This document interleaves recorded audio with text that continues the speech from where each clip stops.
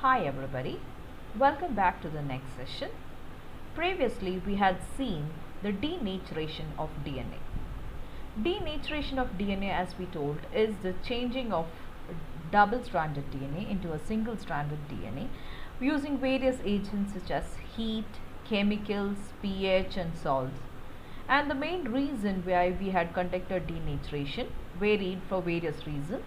One included to check how much GZ content is there in a DNA, to find out the relatedness between various species. Then you can also use it when you can use the salt based techniques when you want to isolate DNA in a scaled up condition. So like that, there are different ways, or might be even to isolate DNA you are using certain salts. So there are different ways or the different purposes for which you carried out the denaturation of DNA. Now we are going to talk about the renaturation of DNA. The renaturation of DNA, it involves a step in which the double-stranded DNA, which is converted into single-stranded by denaturation, is reconverted into its double helical structure. And for this to happen, all the denaturing agents which were responsible for the denaturation should be removed.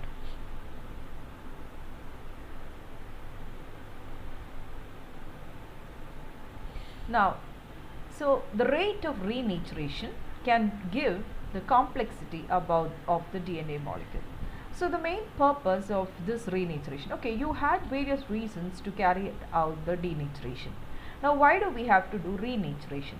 The renaturation is usually helpful mainly to find out the complexity of a DNA molecule. Okay, how is that possible? We'll see that. And how is it possible to renature the DNA? Usually if a heated DNA is cooled slowly by holding the solution, okay, in a temperature below about 25 degrees centigrade below its Tm, what happens? The DNA happens to renature, and also at above a concentration of about 0.4 molar Na plus for several hours, some amount of DNA, about 50 to 60% of the DNA, will get renatured. And you should note one thing: rapid cooling will not help to reverse the denaturation, but you have to heat it a little bit and then cool it slowly so that the renaturation will happen. Earlier we told renaturation is to help to find out the complexity of DNA molecule. Okay, now let me just explain that. If a situation comes that a DNA is having highly repetitive DNA within its strands, when it has a high repetitive DNA, and if it has many copies of that particular DNA on denaturation, these strands will have a tendency to get renatured at a very faster rate. But those strands which are being found to be unique, and those are not those are unique in a sense that they do not have repetitive strands. Okay, if there are no repetitive strands of DNA in that particular repetitive bits of DNA in that strand of DNA, what will happen is they will not renature at a very faster rate. So if the renaturation happens at a very faster rate, it indicates that there is a chance of that DNA as having repetitive DNA fragments. So greater the time it takes to renature, it indicates that it is not having much of repetitive fragments. So thereby, by checking the amount of time that is being taken for renaturing, the complexity of the DNA molecule can be assessed. And here, for that, we do another analysis called the Caldecott analysis.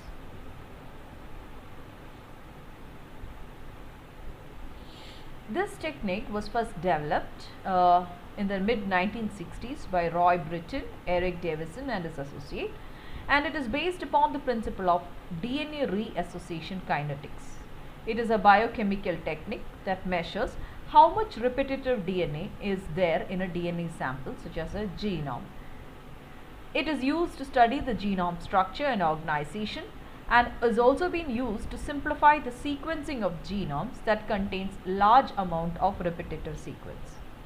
Okay, now in the case of Sanger's methods of sequencing and all that, what happened was, in Sanger's method, we make the DNA fragments into, we take the fragments and you cut it into small fragments and then you sequence it.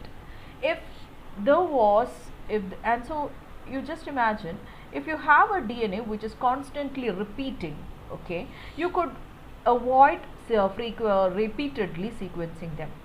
So when you have a particular genome, okay, and the Sanger sequencing method, what does it mean?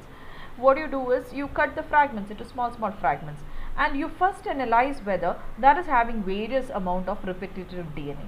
If it is having more repetitive DNA, you can avoid sequencing several times. Instead of doing several times, you can concentrate on your sequencing on one of those repeated sequence rather than doing on 20 sequences.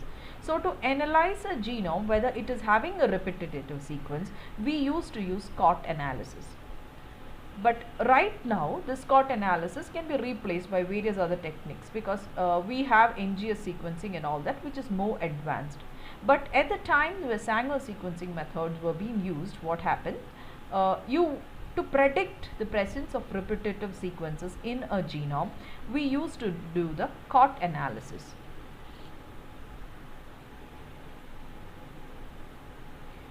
Now, the rate at which the heat denatured DNA sequences in a solution will renature is dependent upon the DNA concentration, reassociation temperature, the cation concentration and viscosity. Usually this is not a factor if the DNA is free of contaminants. Now COT is the DNA concentration into the renaturation time in seconds and a buffer factor that accounts for the effect of cations on the speed of renaturation. Now just listen, if you have to notice one thing, the renaturation of a DNA, okay, renaturation kinetics, it refers to the speed at which the renaturation happens. Okay, so as I told you earlier, if this renaturation happens at a very faster rate, it indicates that it is having a repetitive DNA, and if the renaturation happens at a very slow rate, okay, it refers to a thing. And this rate at which the renaturation happens is also been expressed in the case of COT. What is COT? A COT is it's a value which has been not the rate exactly, it is based upon the COT value that you say that the complexity. If it is having a low COT value, that means that what? The renaturation is happening at a very faster rate, that means it is having a repetitive sequence. But if it is having a large COT value, it indicates that what happens? It is taking a larger number of renaturation time and the sequences are being found to be complex here. So COT is nothing but the initial concentration of DNA which we have taken into the time taken for that DNA to renature into a buffer factor that accounts for the effect of cations, because all this DNA and all that you take it in a buffer. So the buffer factor is also being considered here. Now if you go to consider the renaturation kinetic, it depends upon various factors as we told you. The DNA concentration, the reassociation temperature. If the temperature is very much relevant, okay, the DNA concentration is also relevant. Then reassociation temperature means what? The temperature at which, if the value is about 25 degrees centigrade below the Tm, only then the what? The reassociation will happen. If it is closer to the Tm value, what happens? The reassociation will not happen. So the reassociation temperature is a factor which will determine the renaturation. Then the cation concentration is also something which will which is responsible, okay, and the viscosity. Okay, the viscosity is a factor, it becomes relevant only if what happens? If there are contaminants. But if you are preparing DNA which is free of contaminants, the viscosity of proteins and all that which are being formed during the isolation will not affect it. The COT value now can be reached in a variety of ways. Now you have the nucleotide concentration. If there are different ways. Now if you are having COT value at 0.05 molar is the nucleotide concentration. The renaturation time is 354 seconds. By adjusting the buffer factor, you can get a COT 100. And then nucleotide concentration, it is, so you should understand the COT value, okay. The total, it is a concentration of DNA. It's a value which is depending upon the concentration, initial concentration of DNA is taken, the time that is taken for it to reassociate, and the buffer concentration at which it has been suspended. By adjusting the renaturation time, now if you're taking a, you just look at one thing, when the nucleotide concentration was 0.05 molar, what happened? The time taken is being found to be what? 344 seconds.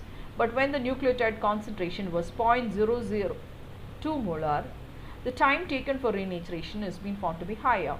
Okay, so like that, there is a difference in this, and I think we'll continue. Then the total amount of reassociation for a given COT value does not change.